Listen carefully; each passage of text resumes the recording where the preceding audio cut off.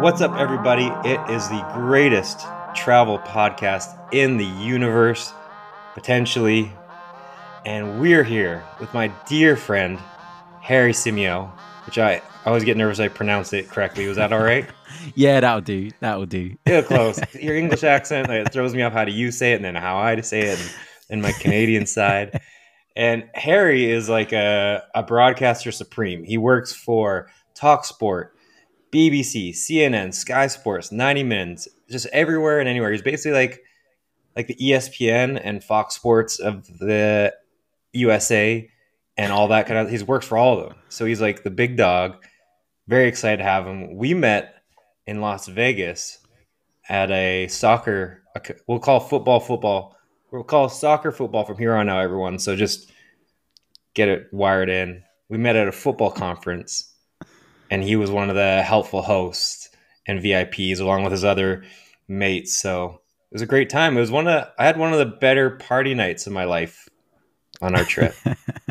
Yeah, it was a great trip. It was really, really good, and it was great to meet you guys and spend some time with you. And yeah, thank you for putting that event together because it was amazing, and I'll never forget it. You know, it was great. As you said, we had a great party night, and yeah, that's exactly the way to describe it. And I have to say, when I got back from that trip to Las Vegas, it took me about 2 or 3 weeks to be satisfied with my normal life again, to accept that, you know, this is what life actually is and not what we've just been doing for the last 3 or 4 days. So, yeah, it was great to meet you. And this is very much the best travel podcast out there.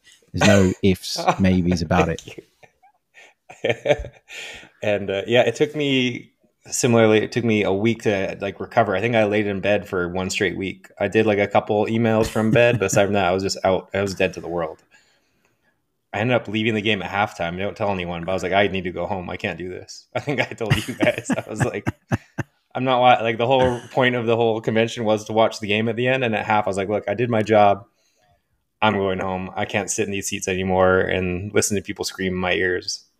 So, but yeah, today we're adding to the sports travel side of things where we're going to London. So if you ever wanted to go on a boys or girls trip to London to watch some sporting events, whether that's the NFL or you want to watch some football, then this is it for you. I mean, we're going to talk Wembley. If you're, hopefully I don't know if I know all the London teams, so correct me. Is there 5 in the Premier League? Currently in the Premier League, I'll try and name them. I'll say on, Arsenal. I'll let you name them. Yeah, I know I'm going to screw. There's probably one I'm forgetting that's easy, and then one I didn't even know. Arsenal, which is your team. Spurs, Tottenham. Chelsea. Fulham. Is there one I'm missing? I'm nervous to say it. You're missing three more. Oh, West Ham? Yep. And I feel like there's an easy one that I'm just not thinking about. Go ahead. What are the other 2 I'm missing? Crystal Palace and Brentford are the 2 that you're missing. Those. That's very ignorant of me. I never would have guessed. And then if you drop down to the Championship division, which is the division below the Premier League, at the moment you've got Queen's Park Rangers there. You've got Millwall there. So London, in terms of football, is very much a city that you want to be in. There's not too big a distance between the grounds. And if you drop down another division, you've got Charlton Athletic, who used to be in the Premier League not too long ago. Leyton Orient as well. So there's so many London clubs that there's always football to get along to at the weekend. And if you don't mind dropping down a division as well, just if the fixtures don't work out for you, then you can have some great experiences. Because even with some of those clubs in the second tier, you're talking about crowds of 30,000+ people at times, which is amazing. Yeah, I know. I was looking at a trip last year, and there was one of my friends is a Spurs fan, and he was like, "Oh, he wanted to go to that." But we were looking at the United game at Wembley, the League Cup final, I think it was. Yeah, and and it was like West Ham. No, it wasn't a Spurs fan. It was a Liverpool fan. They're playing at West Ham, so it was kind of nice. Like you said, if you want to come to London, you could hypothetically see like a game on Friday or a game on, or I guess Saturday, a game on Sunday, and a game on Monday, depending if you got lucky enough. And there's a ton going on. So You can, and that's the brilliant thing about London as a city, but as a footballing city in particular, because Mm. as I say, there's so many different grounds you can go to, and they'll bring you different experiences. So, Yeah. you want to go top end Premier League, you're going to go to Arsenal, you're going to go to Chelsea, you're going to go to Tottenham. You want to go sort of mid level Premier League where it's probably easier to get tickets, maybe more affordable if you're doing it on a budget. You've got the likes of Crystal Palace and Brentford are a really good option for that. Fulham, for some strange reason, charge crazy prices for their tickets. It's because of the part of town that Fulham's I was in. gonna say, isn't It's it in like right the on the River ritzy part of Thames. town? Yeah. Exactly, yeah. It's right on the River Thames as well. To be there on a sunny day is unrivaled. It's a fantastic place to go and watch football, but it's really expensive and the standard's not that great, I have to be honest. Yeah, I bet.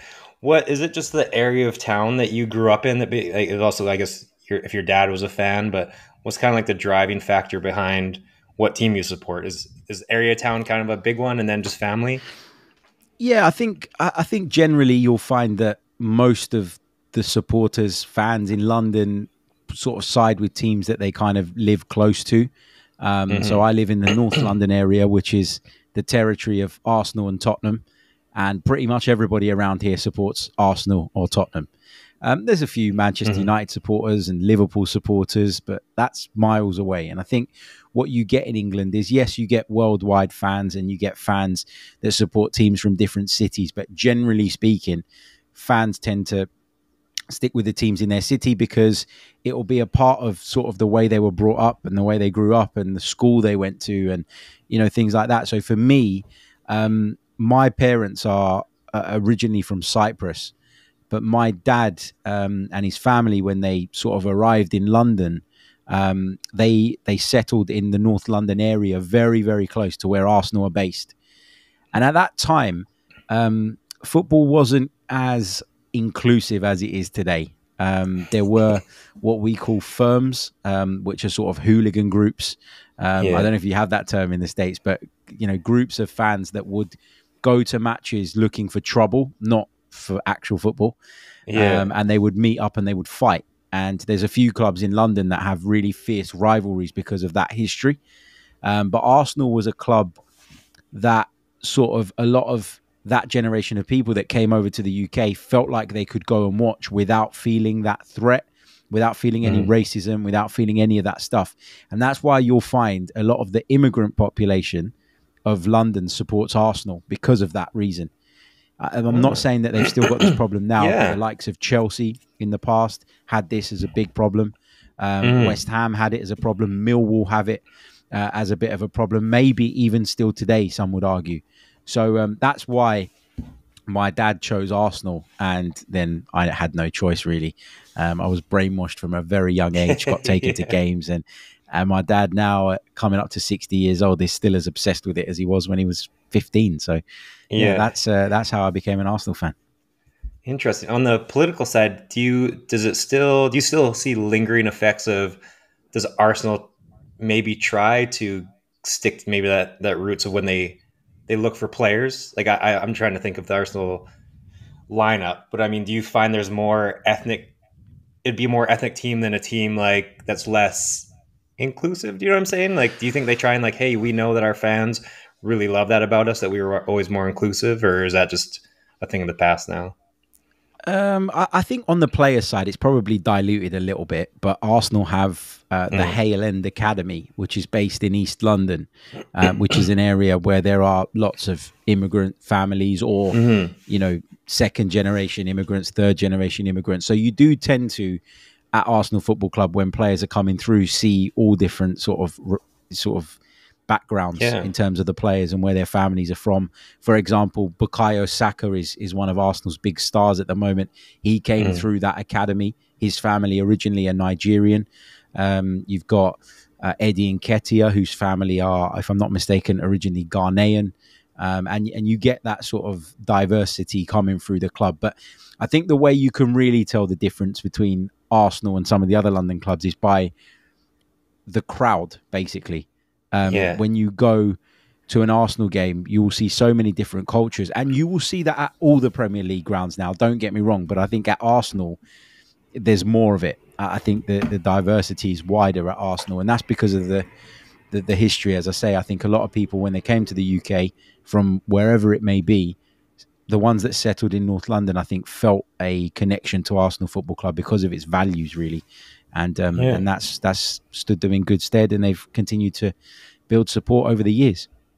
interesting.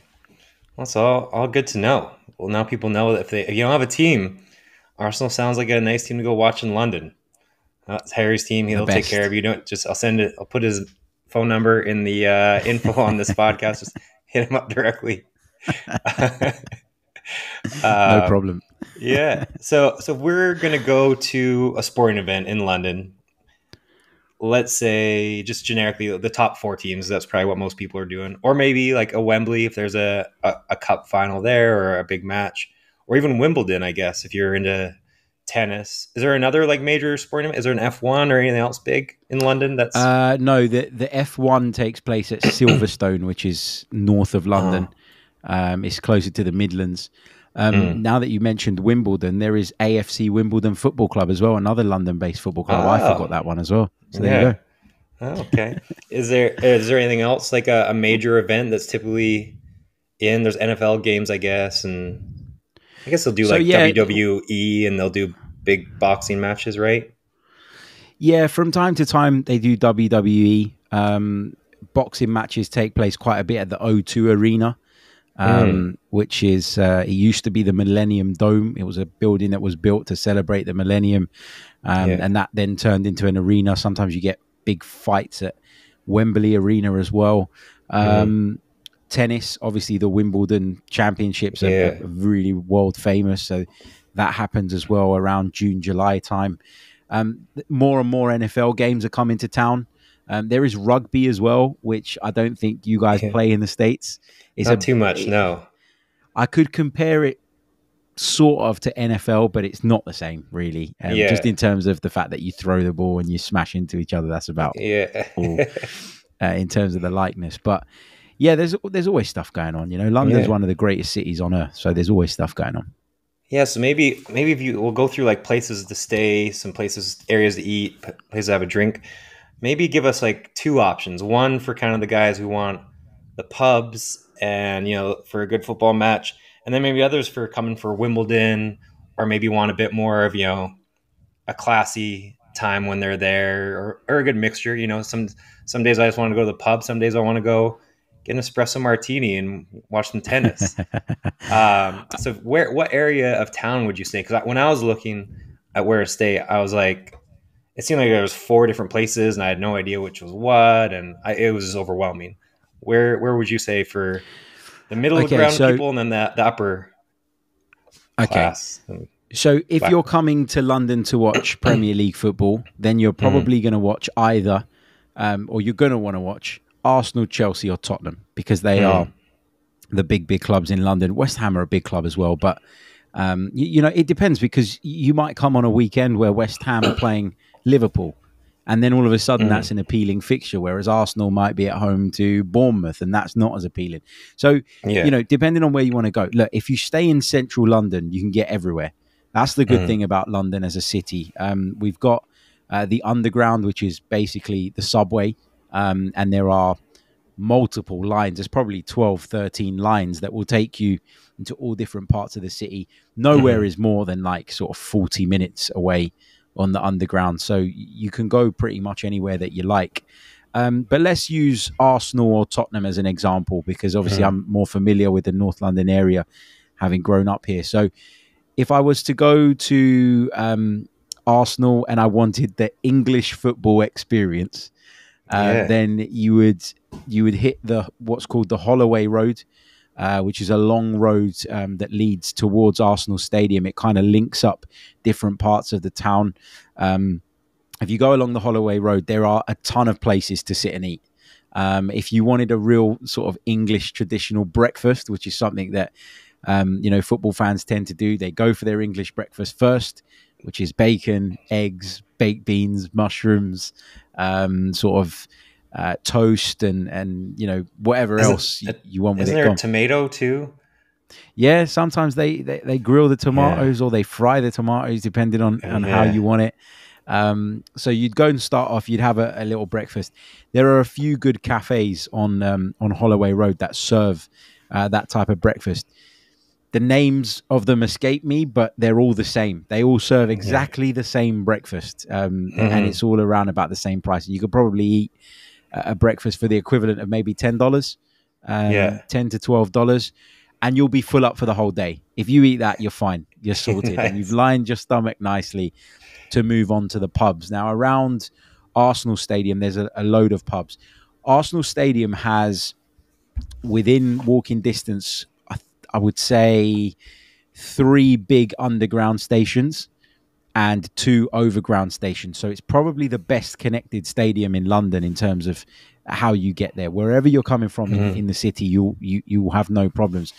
Some of the big sort of famous pubs are the Tollington, which is a big pub on the corner of the road that leads up to the stadium. And every time you walk past there, there will be people crowded around outside enjoying their drinks, singing football songs, all of the rest of it. They've got big screens in there. So if there's any games going on before or after, you can take those in there as well.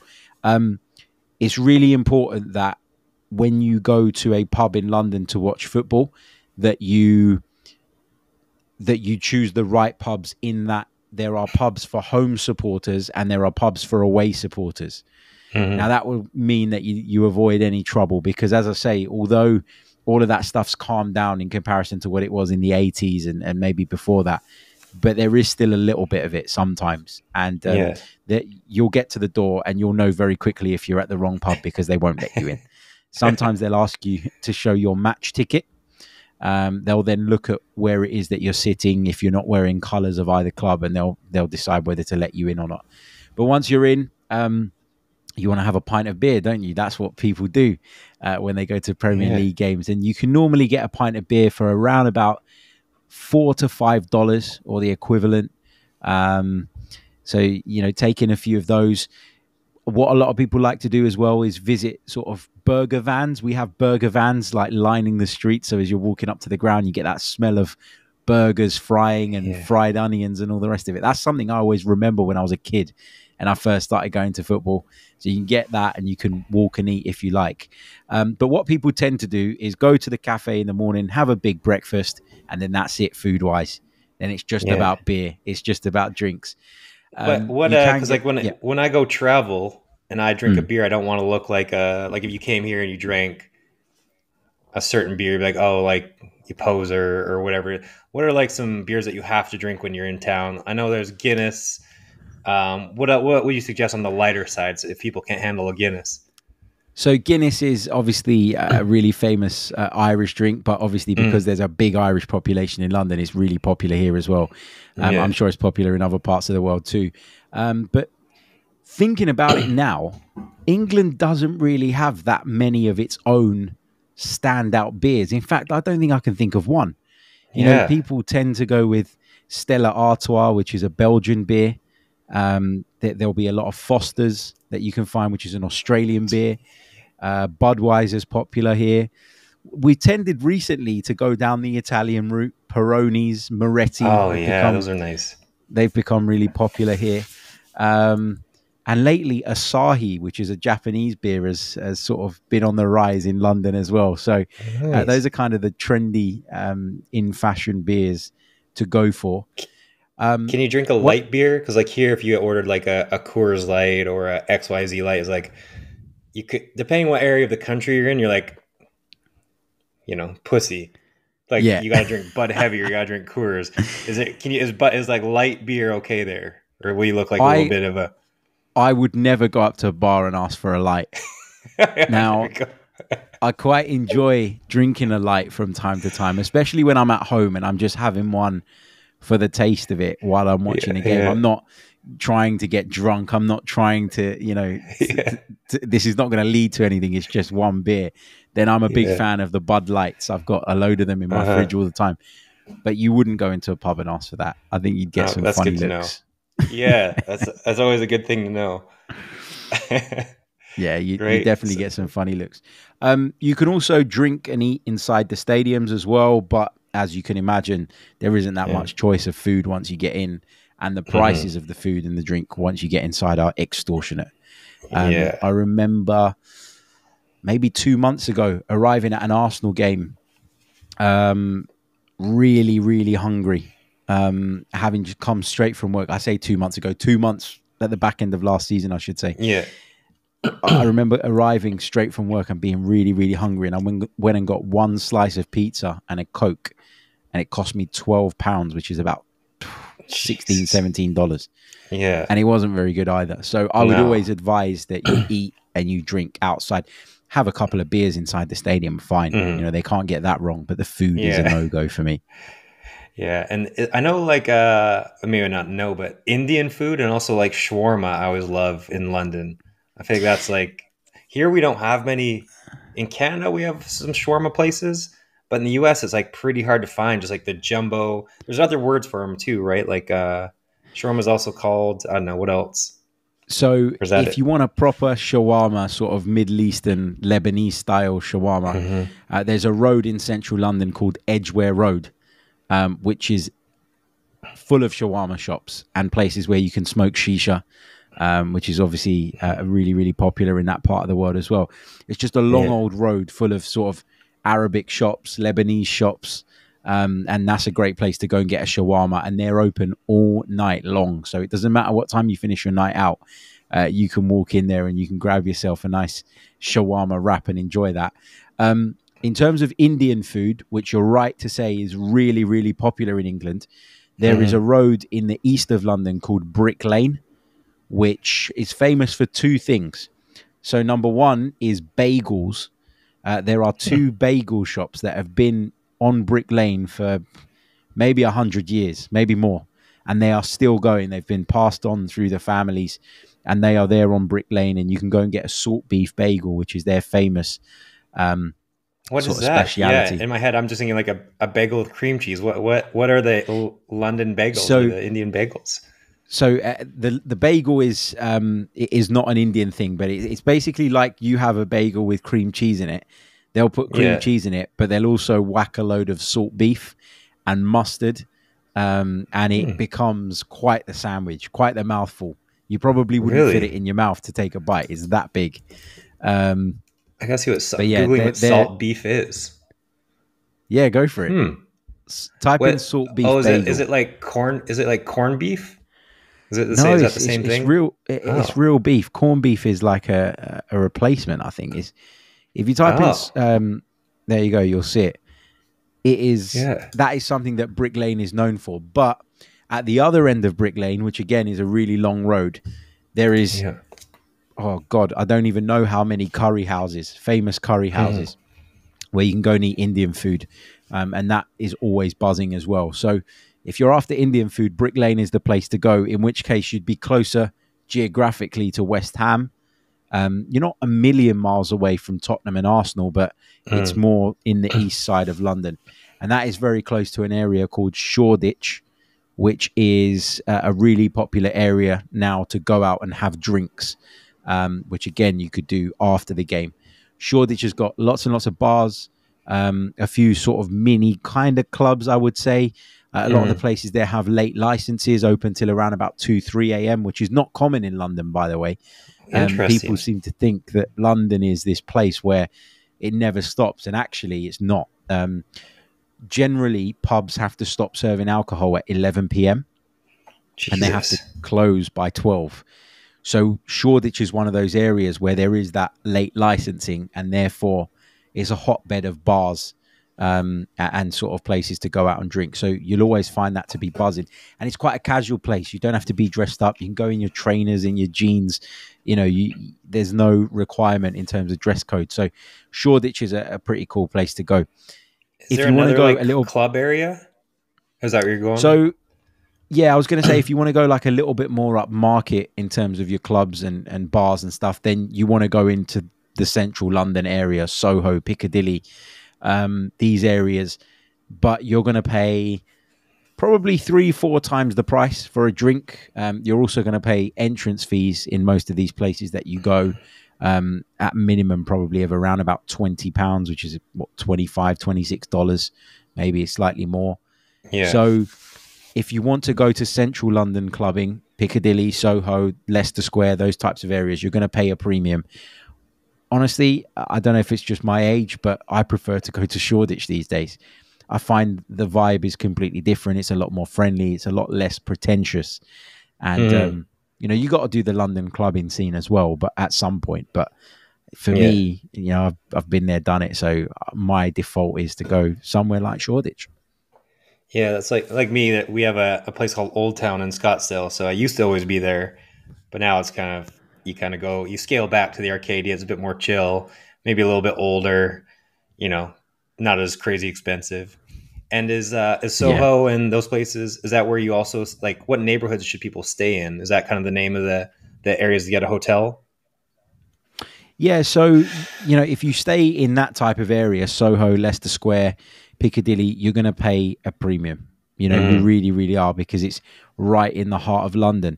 I would advise, if people are happy to travel just a little bit, and when I say a little bit, mm, I'm talking 15 minutes on the underground, yeah. then you're probably better off staying in areas like Islington, which is still kind of centralish London, but slightly further out. Mm, And that would keep you close to central London. You're 10 minutes ride away on the underground. There's also alternative ways of getting there. You could go by bus, you could go by taxi, and it wouldn't cost you very much money. mm, Um, and also you can access the likes of Shoreditch from there as well. So staying somewhere close to central but not quite central would save you a mm. lot of money. The transport links are pretty good, so I would look at that. Again, it sounds like I'm leaning more and more towards North London, and I'm being a little bit biased, and I am, because that's the part of London that I know better than anywhere else. Yeah. And I feel like I could give you more relevant information for that. But there are nice areas in South London too. You mentioned Wimbledon, and the tennis championships is beautiful around there. It's one of the best places in London in terms of sort of, it's clean. It's quite upmarket. There's loads of Mm, wonderful places to go and sit and have lunch and all the rest of it. But it is really expensive. And I don't know, for me, sometimes you feel like it's nice to do, like to experience it. But would I yeah. keep going back there? I probably wouldn't. But it's something that you'd want to see. Um, Camden is a nice place as well in North London, full of bars, full of pubs. I've Again, heard of it's an that area one. where there's a lot more there's a lot more late licenses there. There's a market in Camden Lock which is open during the day, and it sells all kinds of strange things that you probably wouldn't find anywhere else. And you Yeah. can walk down the river and really sort of enjoy your time there. Food markets. Great place at night, but Camden's a great place in the day as well. So if you could stay close to Camden, again, that would tick that box. You'd be close to central London. You'd be able to go to the likes of Shoreditch. Even if you wanted to go to Wimbledon, it's like 20 minutes on the Northern Line, which is one of the underground lines. It's really Okay. easy to get about. Nice. Yeah, I feel like for the casual footballer or the casual fan in town, Camden and kind of Islington would be the spot to hit. If you got a bit of quid, then go down to like you're saying, more central London. All good info. Is there any like must eat things that you also suggest? I know you mentioned the English breakfast. What else is kind of like an English staple that people? Is there anything they have to do? So I guess one of the other things that is quite sort of well known when it comes to England is a Sunday roast dinner. Whether that be roast chicken, roast beef, roast lamb, with what's called Yorkshire puddings. I don't know if you've ever tried those before. I don't know if I've Um, tried it. I don't know what you're talking about though. yeah, that's okay. That's a really, really sort of British thing. I got to Hmm. say, personally, for me, it doesn't really do it. But if Yeah. you wanted to try that, there are a lot of pubs which are also at the same time called carveries, where you go in. You sit down, you get a table, you say, I want a serving at the carvery. You basically pay a set price, and you can go up as many times as you want, and they'll cut bits of meat and put them sort of in your plate for you. I would say that London is one of the most multicultural places on earth. And as a result of Yeah. that, there are so many amazing restaurants serving all different types of food. And I'm sorry to say Yeah. this, it might upset people, but English food, or what we call English food, is right at the bottom of the list. You could go. I You, agree. what is English food? Like a roast Yeah. dinner, a breakfast. Like you could go to a lovely Italian restaurant. You could go to a Greek Uh, restaurant. There's Turkish restaurants, Lebanese restaurants, Chinese, Thai. There is so much to experience and to try. Steak houses. There's everything. mhm. If you was to sort of waste one of your nights going and having a roast dinner, I'd be a bit disappointed in you, I have to say. Yeah, I concur. Yeah, even like the English breakfast. I'm like, I don't want beans or tomatoes or mushrooms and like no, this is. And then also you don't cook your bacon all the way through, which is really odd. Is I'll tell that you what, that there's no better bacon than the bacon in England. That's where I will defend them. yeah. That's where I will defend them. You guys cremate it, basically. Yours is still alive. It's crazy. Is there like any other fun? I know you kind of mentioned the India area and the Middle Eastern area. Is there like a Chinatown that's cool to check out, or some sort of other like cultural like major center? Yeah, we have a Chinatown, which is based in the Soho area, right in the heart of London. Lots and lots of Chinese restaurants over the space of 2 or 3 streets. I would say that the food there is a little bit overrated. I think there are better Chinese restaurants in London. And Mhm. once you enter Chinatown, you are paying a premium. Yeah, So you could go to a beautiful Chinese restaurant and have a really nice meal for a reasonable price. The minute you go into Chinatown, it sort of doubles in price. And I don't even yeah, think the standard of the food there is that great. What you tend to find is that, people gravitate towards it because it's a big tourist attraction and actually they don't get value for money. And those restaurants are so desperate to get so many people in and out that they'll serve you really quickly. Your meal will be rushed. You won't enjoy it. I've had many experiences in yeah. Chinatown. The only good thing is that in central London, after a certain time, probably after about midnight, there isn't that many places to get food apart from fast food joints like McDonald's and Burger King. But Mhm. Chinatown, there's a few restaurants in there that stay open really late, and I'm talking like 3, 4 a.m. So if you're Mhm. hungry and there's nothing else going on, then I would say go there. But at peak times, I would probably avoid that as well. Um, Trafalgar Square is a place you got to visit. Buckingham Palace is a place that you got to visit. All of these places Mhm. are within walking distance of each other. You can travel around Okay. on the bus or you can travel around by train, but if you are happy to walk and the weather's good, then I would say, go for the walk. It's amazing. You can go right up to Buckingham Palace. Then you can go along the Mall to Trafalgar Square. Once you're there, you're not far away from Oxford Street, which is the big shopping street in the heart of London, where there's big department stores and lots of famous shops. Harrods is a big one for people coming to London that they like to visit, a famous department store. That's in Knightsbridge. That's a bit further away, so you might have to hop Mhm. on a underground train just for a few minutes to get there. But pretty much everything in central London, if you've got the time and the patience and you're able, you can walk. And that's what's really nice about London. Although there's tons of people and everybody feels squashed in, it isn't actually that big, not in comparison to some of you guys' cities and states, etc. Yeah. Yeah, I always tell people walk like a walking tour is the best way to do it. There's always just so many random things you'll come across you didn't know existed, or like a little coffee shop, or a little restaurant, or some food vendor. I think that's always the best way to check the stuff out, especially if it's a walking city like that. Yeah, for sure, for sure. The people in London are not always very friendly, just as a general thing. So don't be offended if you say hi to someone and they don't smile back, or you sit down on the train and somebody decides that they're going to move 2 seats away because you've sat next to them. It's just the way people are here. That's It's sort of reflective of the weather in many ways, miserable at times, but nice at times too. yeah, and then if you land in London, Heathrow is typically where you'd land. There's a tube there. I've been there before. There's a tube that can take you pretty much everywhere, right? The underground. So you don't Yeah, need a cab. so You don't need to do any of that. no, if you land at Heathrow, you can use either the Piccadilly line to get into central London. They recently created a new line called the Elizabeth line, which is amazing. It's brand new. The trains are brand new, air conditioned, and it's much faster as well. So you can now get from Heathrow to central London in about 30 minutes. Oh, nice. which is really, really easy. So, yeah, from Heathrow, it's easy. There are other London airports, but I guess if you're coming sort of on a long haul flight, the likelihood is you're going to come to London Heathrow or to Gatwick. Gatwick is a little bit harder to get from. There is a train called the Gatwick Express that takes you into Victoria, which is in central London. And from there, you can change lines to get to wherever you want to get. But from Gatwick to Victoria, it's probably about 45 to 50 minutes on that train. So that's a bit further out of London. Yeah. It's south of London, Gatwick Airport, whereas Heathrow is just to the west and is a lot closer.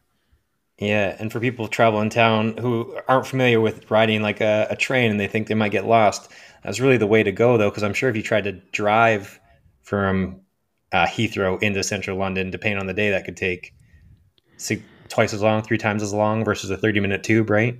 Yeah, for sure. I mean, I've lived in London all my life. I've got a car and it basically sits on my driveway most days because a lot of my work is in central London or in different parts of London.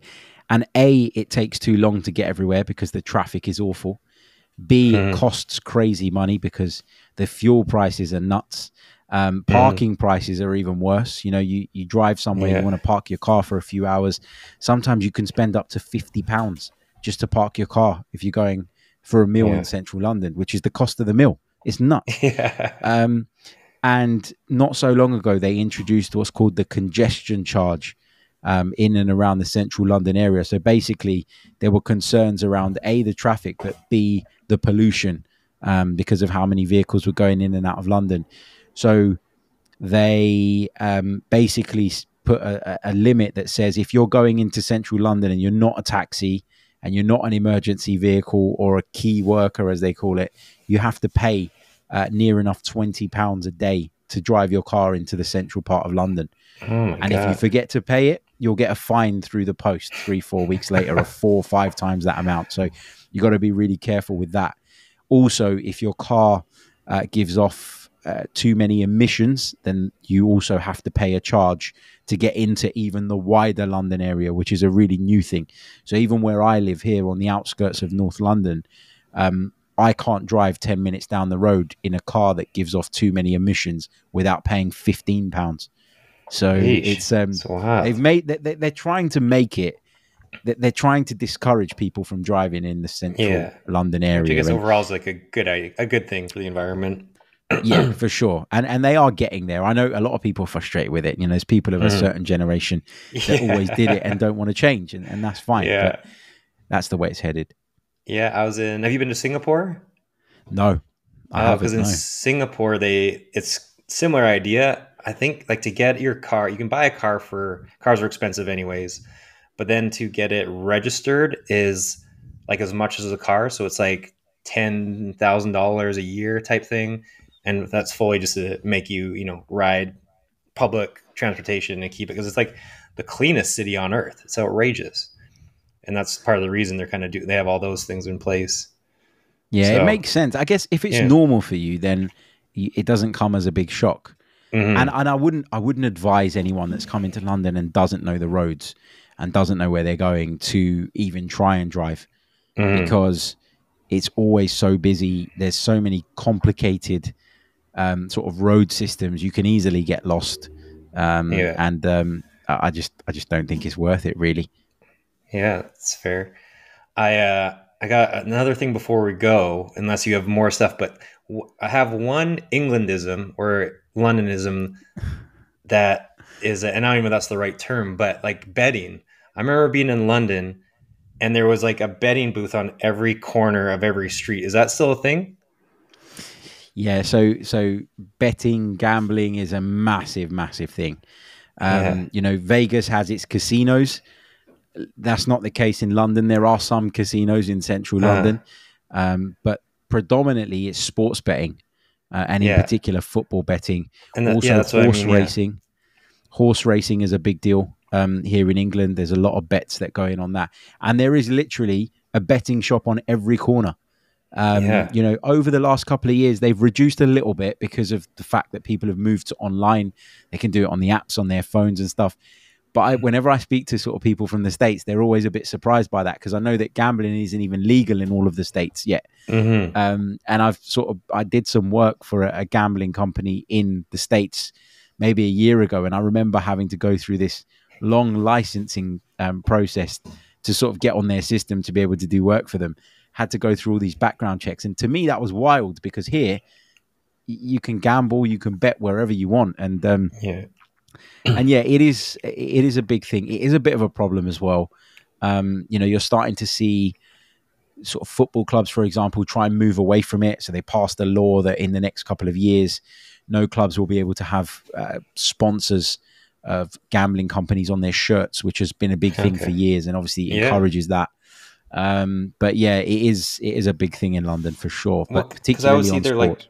They're like tiny little shops, or I'm sure there's different sizes, but I would see a tiny little shop on a corner, like no bigger than a cafe, and just like 50 men just standing outside, inside, watching, doing a million. I had no idea what was going on. I was ignorant to sports betting at the time, but it was like its whole ecosystem. It was crazy. But if you want, I feel like if you're on a trip, you got to experience it, right? Can you have like a pint outside, or is that legal? No, you can't drink at them. You tend to find, without sort of stereotyping, you tend to find sort of an older generation of people in there that will go there in the morning, sit down with their friends, watch all the horse racing throughout the day and just bet on it. And there'll be one poor soul at the desk whose job it is to literally put on their bets as they keep coming up. A lot of them use it as a social thing as well. It was a big social thing before, but it has died down quite a bit now. And the shops are still there. You have to walk into a shop and place a bet one day just for the fun of it. I mean, I remember even before I was at the legal age, I would walk in sometimes to the one near where I lived, and I put, let me put £10 on this game of football or whatever, and it was a buzz. It was enjoyable. But yeah, it is a very British thing, for sure. Yeah. Is there anything else like that that's sort of just a unique kind of must-do, whether it's really cool to do or not cool to do, that's something interesting, or is that kind of... I know we covered a lot. That's pretty much everything, but fish and chips, you have to try fish and chips. Oh, yeah. Cod in batter, basically, fried with a portion of chips, lots of salt and vinegar. That's a really British thing as well, and you can associate that quite a bit with football as well. There's lots of fish and chip shops around football grounds. That's a really, really British thing as well. As you say, going for an Indian meal is a really British thing, even though it's Indian, which is wild to me, but it is what it is. Those are kind of the main things. But wherever you stay in London, you'll be able to get around, particularly if you stay just slightly north of the river, close to central London. But if you go slightly east or slightly west and you come out of that hot spot, you'll probably find much more affordable accommodation. But you can rest assured that you can travel wherever you need to, and it won't be a problem. Perfect. Well, my plan is to get out there next spring, so I'll come see you. 100%. You need to let me know when you're coming. Definitely. Why not? Let me know when you're coming. Yeah. I'll be in Camden because that's the hot spot, and I'll go to Shoreditch, get some pints. That sounds lovely. And then you can catch Harry on TalkSport, BBC, Sky Sports, a ton of things. A lot of Arsenal. You do a ton of Arsenal stuff, right? Yeah, Arsenal's my team, so people tend to hire me more for Arsenal because they know that A, I know a little bit more about them than the other clubs, but B, there's no point in trying to get me working as a neutral on other things. I do it from time to time, but I think everybody can just see right through me, so they figure it's better just to put me on the Arsenal stuff. That's great, the Arsenal expert. Well, I appreciate it, Harry. It was a pleasure having time with you. Just go check him out, inspiretravellead.com as well, and I'll chat to you soon. All right, mate? Definitely, man. Thank you so much for having me. Enjoy. All right, cheers.